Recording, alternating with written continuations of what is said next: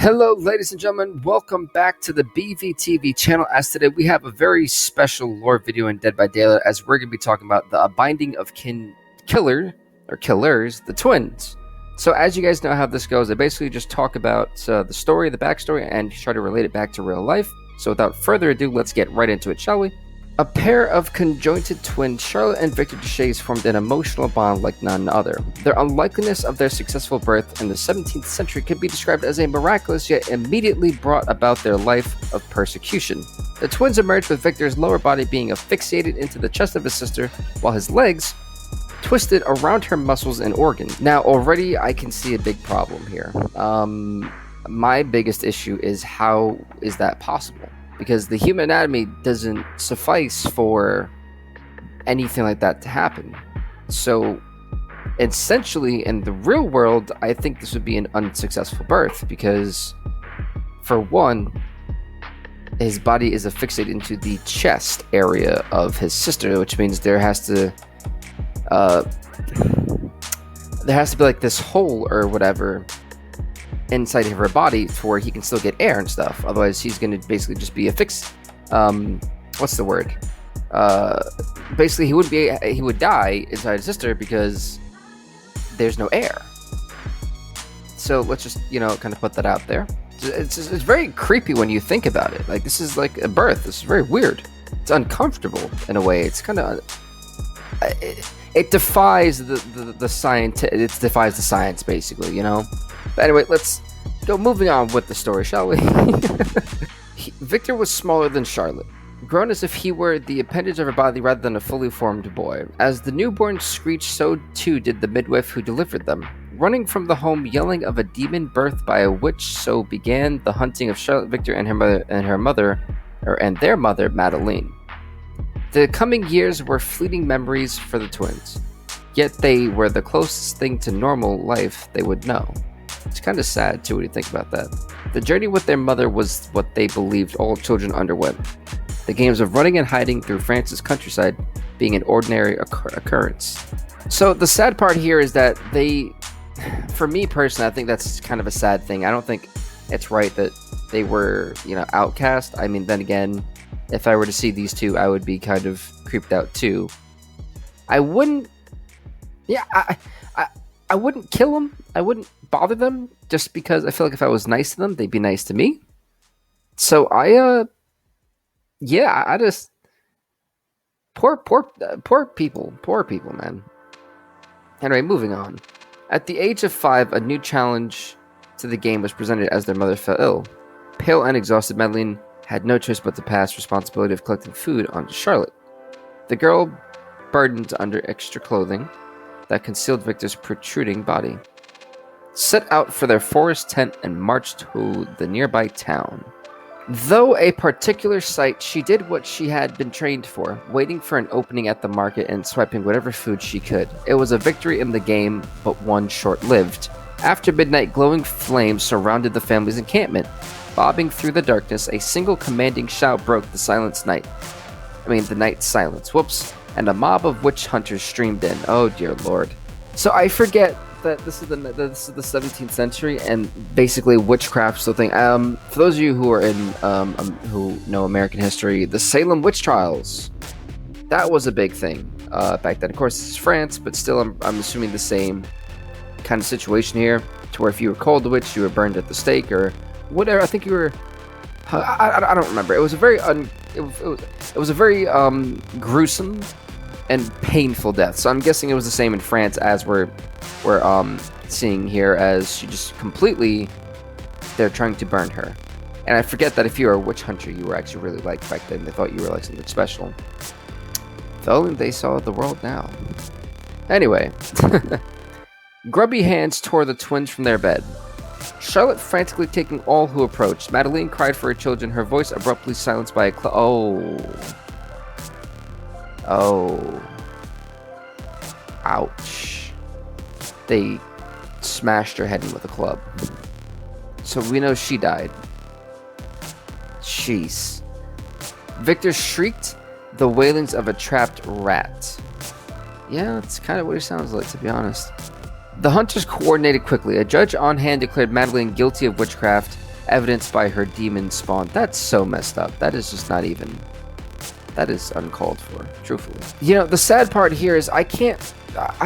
you know, at least now, I can't view the twins as bad people. Because they have done nothing wrong to merit this type of, you know, harassment from people. And it's kind of saddening, too. It's not right at all. But like I said, within minutes, they shackled her unconscious body to a tree, surrounding her feet with dried twigs and moss. As she woke, she did not struggle, only begged her children to turn away. They would be given no choice. The twins were forced to watch as the torch was lit, as they watched as flames leapt up on their mother's skirt, charring and sizzling her flesh. Dear goodness, Lord. Alrighty, so Dead by Daylight definitely has been more in-depth and descriptive with their stories. Good job, the dev team. But, that's so messed up, and that actually is a thing that they would do back then. They would have people, or like the spouse or whatever, they would have people watch as the witch burned and stuff. It's such a very gruesome and disgusting and disturbing process too. They watched as fat dripped from her body and her face bubbled and twisted. They watched until the screams that tore her vocal cords were no more, and all that was left was the crackling of embers and a nauseating stench. Wow. Whatever joy and goodness were in them died with their mother. Caged and transported to an old wooden temple, they were sold to a secretive group, clad in dark cloaks. Victor reacted with the ferocity of a rabid beast at any who approached, clawing and biting. The only solace that could calm him was the embrace of his sister. The interesting thing is that you cannot blame them. They literally just watched their freaking mother burn into basically nothing but ember. And the resentment they would have towards everyone else, I don't blame them. I really do not blame them. And the fact that they are like this, you can't. I mean, I don't feel bad for them. I don't know about you. I don't feel bad. I mean, I'm sorry. I feel bad for them, and I feel that their reasoning is just, in my opinion, at least. Anyway, we're gonna move on to the story. Charlotte, bitter and hateful to all but her brother, found purpose in being his protector. Within the temple, they were exposed to unusual experiments for years, some cruel, many simply baffling. One day, they would be made to break the neck of a small gray bird. The next, they would bleed their fingers into a vase of roses. Wow. Every seventh day, they would sleep with the branch of a damp oak beneath their pillow.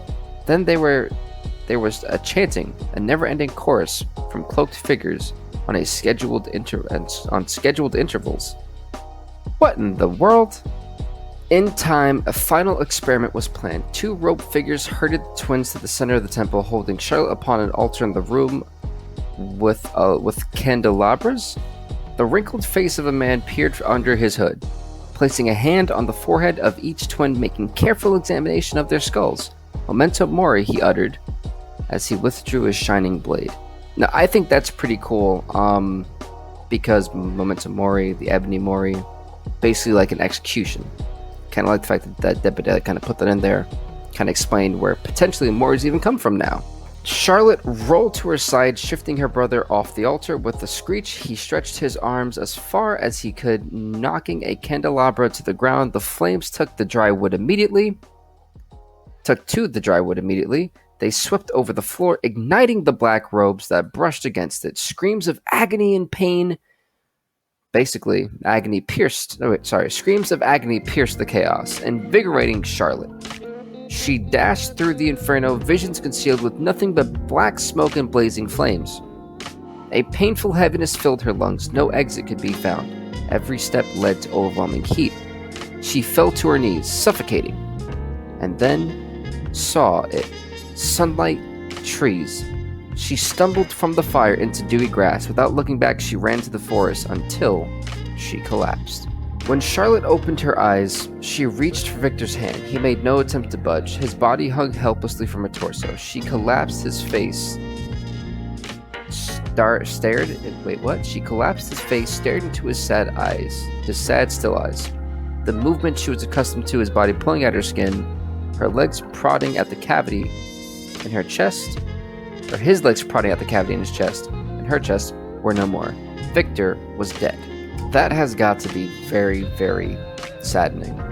This is such a sad story. Like, typically it's the survivor who has a sad story. Like, this killer has got the worst story out of every single one that I have, like, done. This is just so sad. It gets worse and worse. My goodness. First her mom dies. Then her brother dies. This poor chick, man. Poor Charlotte.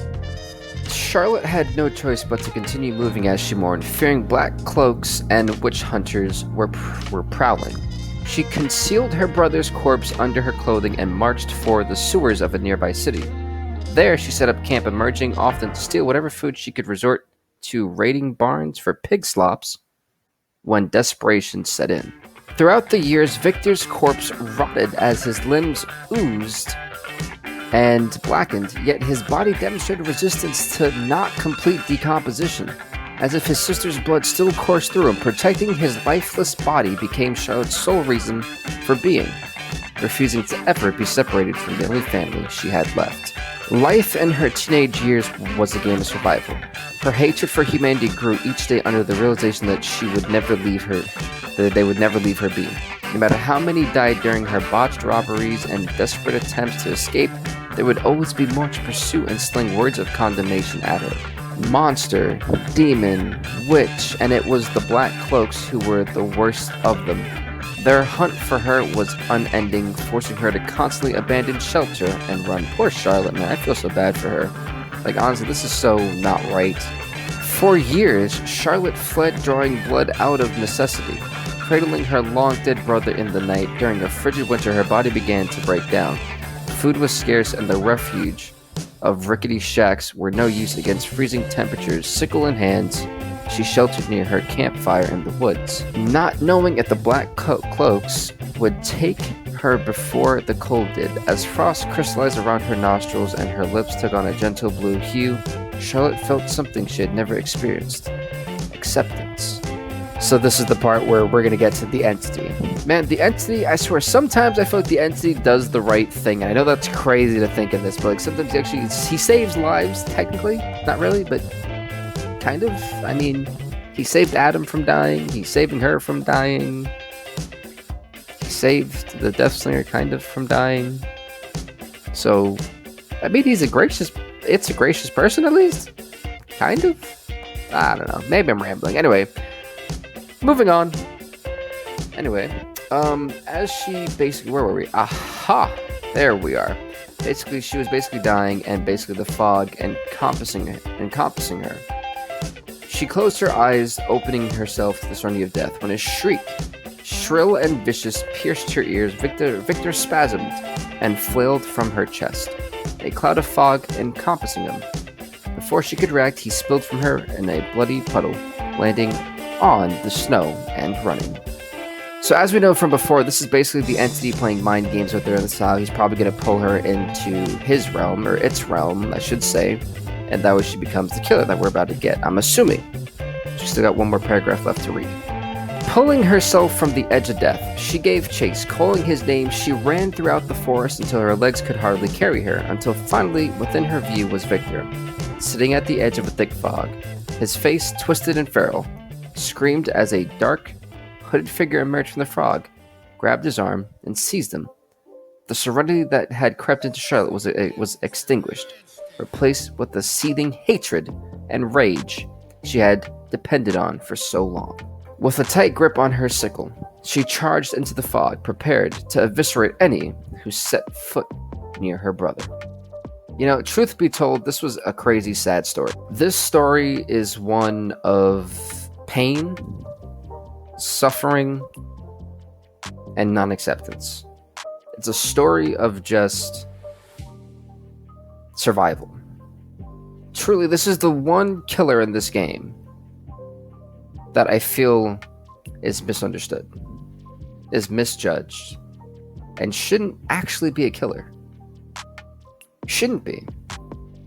Hell, I would like to go as far as maybe even a survivor. Why? Because what did they do? They defended themselves. They were never the ones who were the aggressors.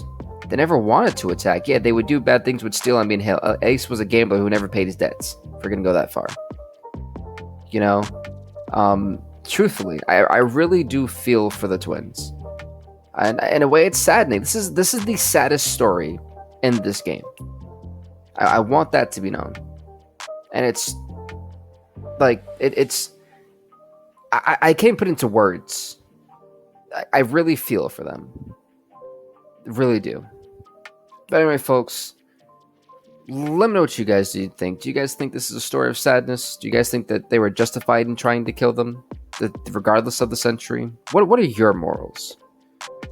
Anyway, with that being said, please do leave a like, leave a comment, and subscribe to BVTV. We'll see you next time, everybody. Stay off the hook.